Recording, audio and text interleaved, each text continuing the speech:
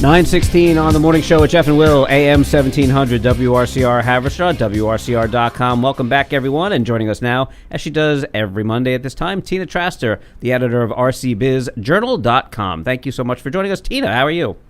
Good morning. Happy July 1st. And how are you? I'm good. I'm a little giddy because... we love giddy. Giddy's awesome. Yeah, I feel a little giddy because today, or rather tomorrow, is the opening of my photography show at Valley Cottage Library called American Beauty. Nice. Ooh. And I just wanted to remind everybody to stop in, take a look, but more importantly, to join us on July 13th, which is a Saturday, 2 Saturdays from yesterday, 2 days ago, for a 1 to 3 p.m. reception, and just very excited about it all. So, little giddy. Nice. Very good. What kind of stuff is being featured in said presentation? Oh, okay. Well, so it's sort of, I would say, a show that, for me, I called it American Beauty because it's what calls to me. You know, it's what speaks to me in terms of what is great about this nation in places that I've been.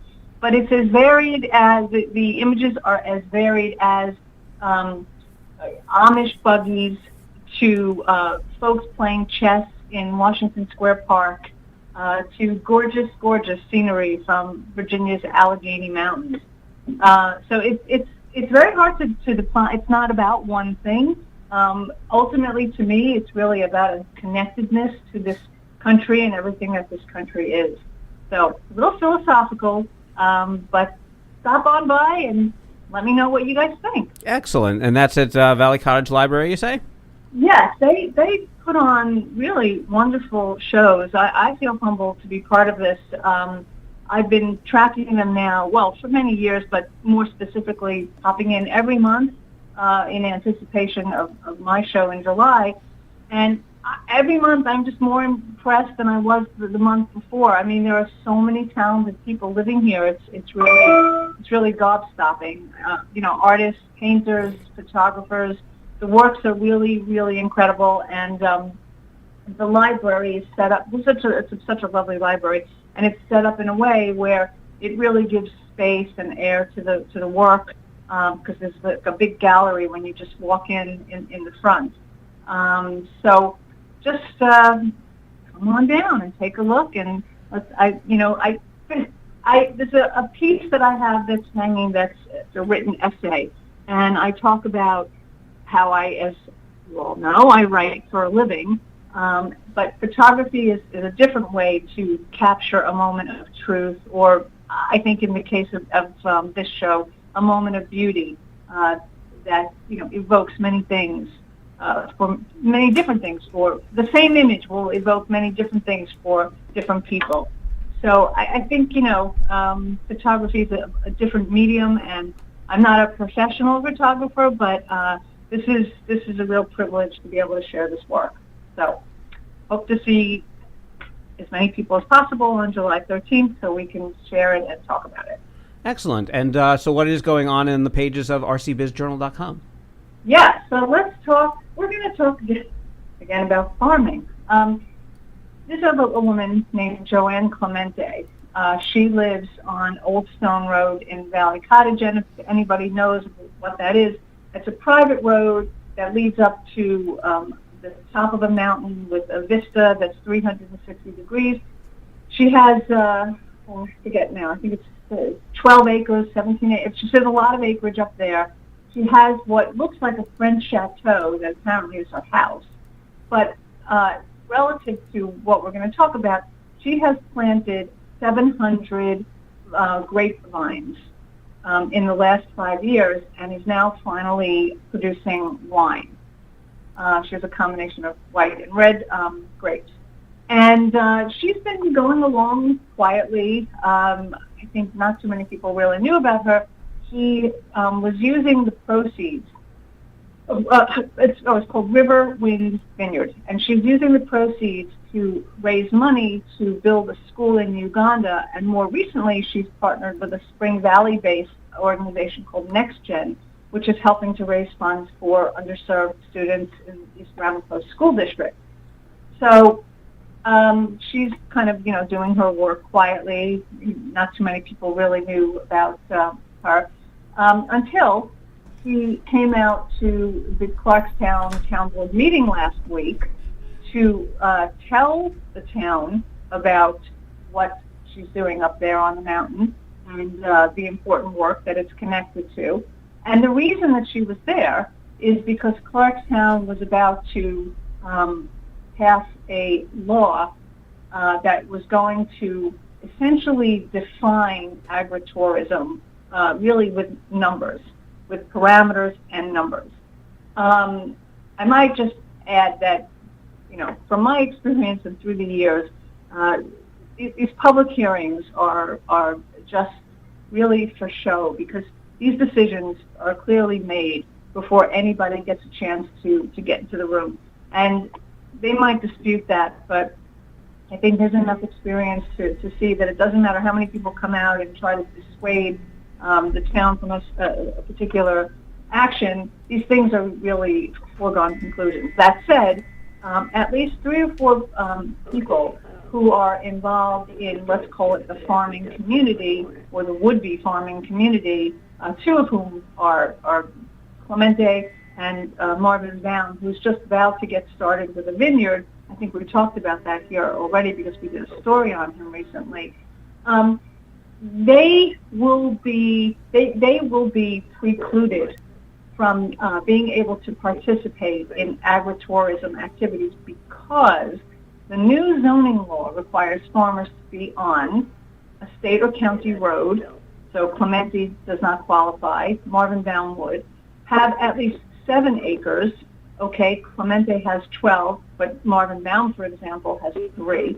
And the farm, this is the one that's the most arbitrary and to the farmers makes no sense whatsoever. The farm must be, quote, 51% of land 51% of land needs to be farmed in order to qualify for agritourism activities.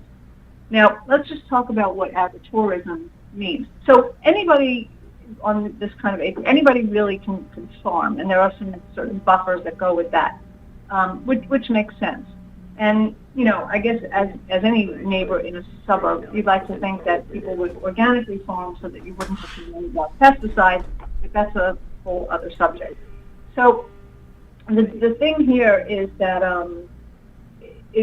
this law was spurred because of the controversy that's been going on for 3 years in Orangetown. We have talked about the Rockland Cider Works many times. We have talked about on the one hand, great for agritourism. It was great during the pandemic. It's something that will, attract people up to the county. It's tourism dollars versus how does it impact the neighbors, the noise, the music, the lighting, the general sort of commotion around an agritourism operation. And it is a hard balance to achieve, and that's understandable. Are you still there? Yep. Okay, not that I lost the call. Nope. Yes. Yeah. So that's it's understandable that we always want to achieve a balance, especially when we're largely a bedroom community and we're made up of single-family houses largely. On the other hand, as Darren Van Houten told the council, he said everybody wants farms, but a farm can't exist without agritourism. And he said this is what he said on that night. This Clarkstown law is too restrictive. It needs more review and consideration. And I would agree with that.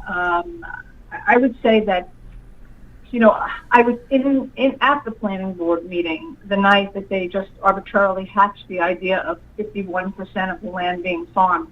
This was not a decision that came with any sort of real investigation or research or collaboration with the farming community here or even beyond here. This was just literally said at a planning board meeting about a month or so ago, and then somehow got incorporated into this law. So this is a tough subject because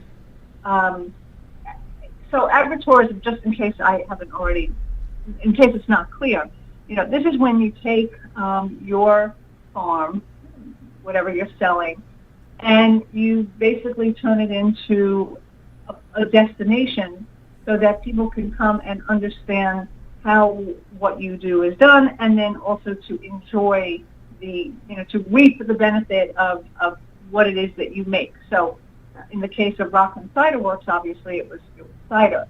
On that subject, and practically at the same time that this law is being passed, the Van Houtens have kind of put up the white surrender flag and said, okay, because they had been trying to get the town of Orangetown to pass some sort of a law that would effectively allow them to continue agritourism on their farm, their 7-acre farm, I think it is. But after 3 years of court battles and God knows how much money everybody has spent and time and treasure, they've decided that they're just going to try to solidify their ability to make the cider on site and not for now worry about having people come and, kind of enjoy it in a social setting. And finally, I wanted to, unless you have any thoughts so far. Nope. Yeah.